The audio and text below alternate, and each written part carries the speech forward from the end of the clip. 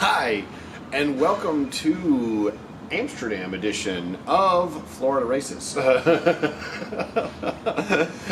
Welcome back to We Review Races and Race Stories with Billy and Sam. We are in the Amsterdam airport right now, and weird how camera lighting wasn't their first thought, so we apologize for whatever this looks like, but if you're watching, you don't care about quality anyway because you're watching us. So, without further ado, we're going to talk about Haines City. So, some backstory. First of all, my arm is healed. Remember, if you watched our last video from Clash Daytona, I had to have surgery on my collarbone because I messed it up. So I went to Haines City as a volunteer. That was in the beginning of December. We're now at the end of February. Yeah. So this is Less miraculous healing and more just time. race stories from memory. Yeah. Hopefully we get it all right. I mean, I've got some pretty good stories, but We'll go with it. We'll see what we got. So,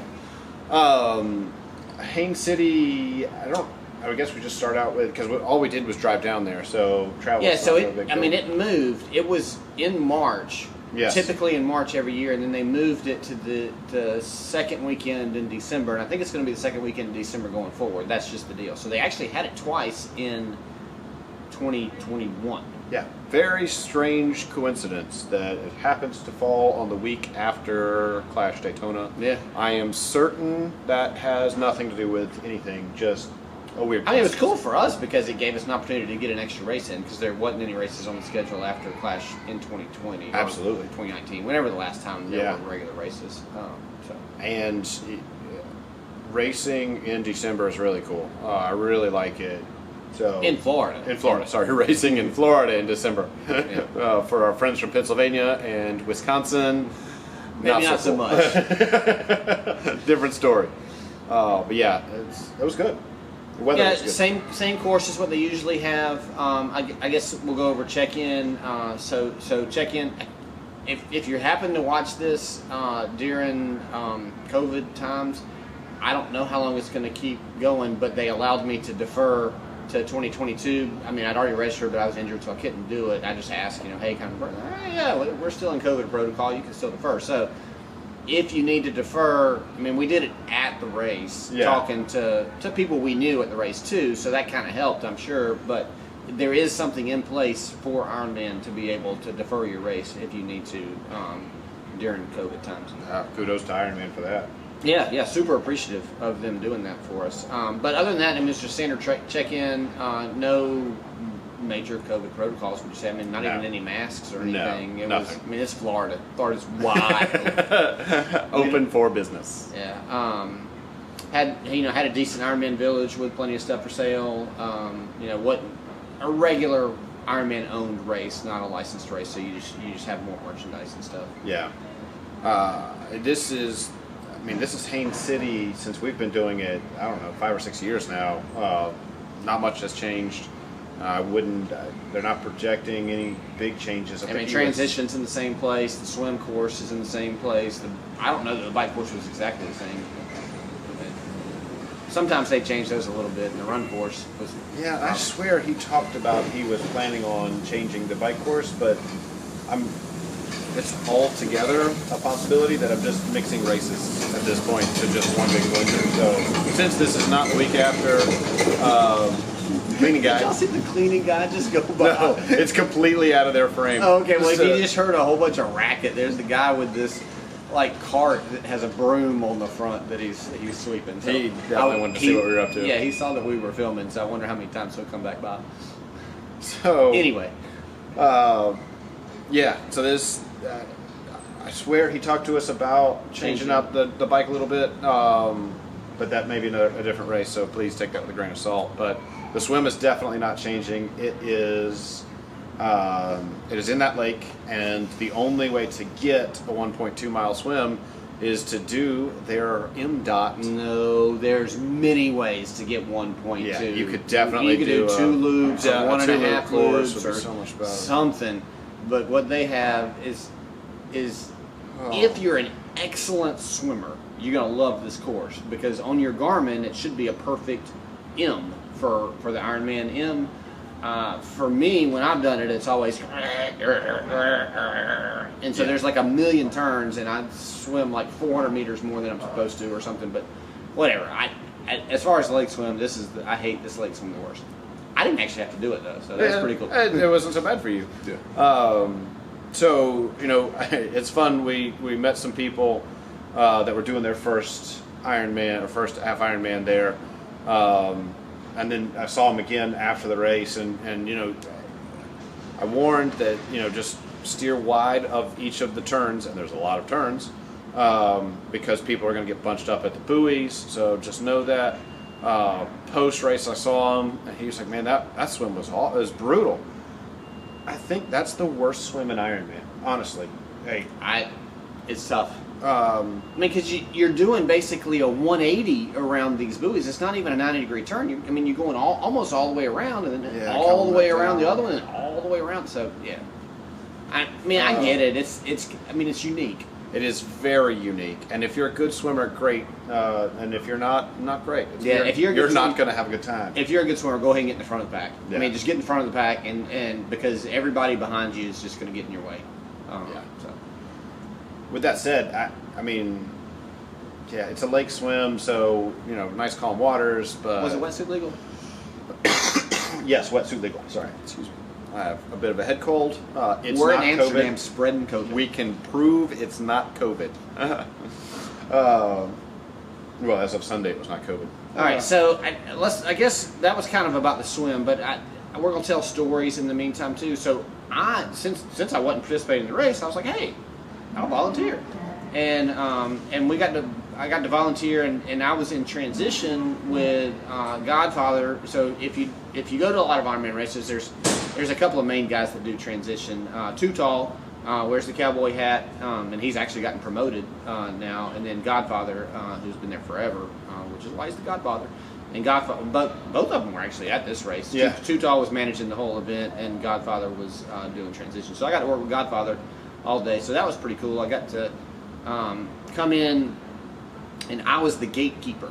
So the gatekeeper for transition, basically when you're coming in at 6 in the morning, 5:30 in the morning, whatever time you get there, I was the person that was checking wristbands to make sure.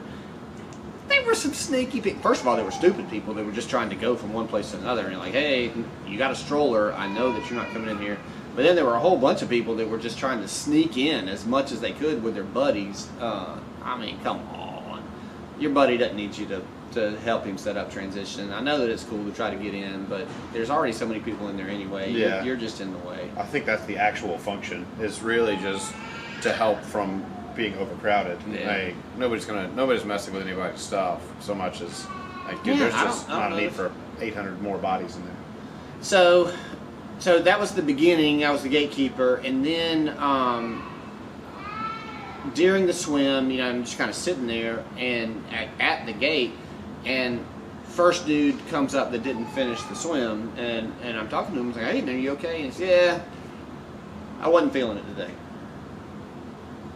You don't want to go out and do the bike or run or anything? Nah. I know what my body feels like. I just wasn't feeling it. I was like, okay. He said, can I get my bike out? And I'm like, not right now. You're not supposed to, but in a little bit you can. Okay. And then 10 minutes later, guy huffing and puffing and coming in and like, are you okay? No, man. They had to pull me off the swim. And I'm like, here. So I'm over there. It's kind of like a little volunteer tent or whatever. You sit right here. I'll get you something to drink. And and he's like, can you tell my buddies? Can you go get my phone? Because he had his phone at his at transition or whatever. And poor guy. He was racing with like 4 other buddies. They were all they got numbers together, so they're all right there together. Yeah. Poor thing. And then it just got worse from there. Oh no. Oh, it got bad. My heart was broken for these people. Then people, these were people. So there were a few people that came in that just, had gotten pulled, like they had to get rescued or whatever. Like they either were cramping up or I don't know what the reason was that they got rescued. But like they would get on a boat and the boat would take them to shore. But then the people who didn't make the cutoff time started coming in. And these people had done the whole swim, but they didn't do it in the right amount of time, and they're crying. And I'm just sitting there and I'm like, oh my God. They're like, can we do the bike? And I'm like, that's not my call. But it was rough. I mean, there was one lady that, I mean, she was just bawling, and she had signed up for full Ironman Maryland. She was like, if I can't even do the swim on this half, how can I do it in Maryland? And I'm like, oh, it's going to be easier in Maryland. Much easier. Let me tell you It'd be a lot easier in Maryland. Maryland, man. But anyway, so yeah, I mean, when you volunteer, you get a totally different perspective of how things go. For sure, because I mean, I'm looking at Godfather. I mean, this lady, I'm giving her a hug. She's bawling on my shoulder, and I'm looking at Godfather, and he's looking at me, shaking his head like. He's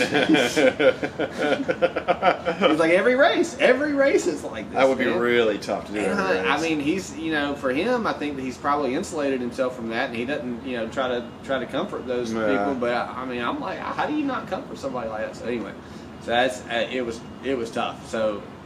Those are things that, as a racer, as a participant, you don't think about, but they happen, and there are people that are just heartbroken for that. It's brutal. All right, so move on to the bike. Hop on the bike. I think we're going to have our very first multi-airport edition of this. It is time to start getting on the plane, and I have to make a call. So. Okay. Stay tuned for a bike from Dubai about a race from Florida. All right. Welcome back to Race Review of Florida. Sorry for that break. We were in the airport in Amsterdam. Now we are in Oman, which is right next door to Amsterdam. So we had planned on finishing this up in Dubai, but that didn't work out at all. So look forward to our Dubai race or our Oman race stories. Yeah, that's going to be some pretty good stories. They're going to be hilarious. But so we were starting on the bike. Yeah, so for me, I moved from my gatekeeper position to, I had this one arm in the sling, and as you do transition, so transition is kind of weird. It's 2 levels of this parking lot, and you have to do a loop around this parking lot. And then as you come around the loop to start the run, you go, and where you're running towards looks like a dead end. But you go all the way to the dead end, and you take a left on this pretty narrow little sidewalk thing. And so it's kind of hard.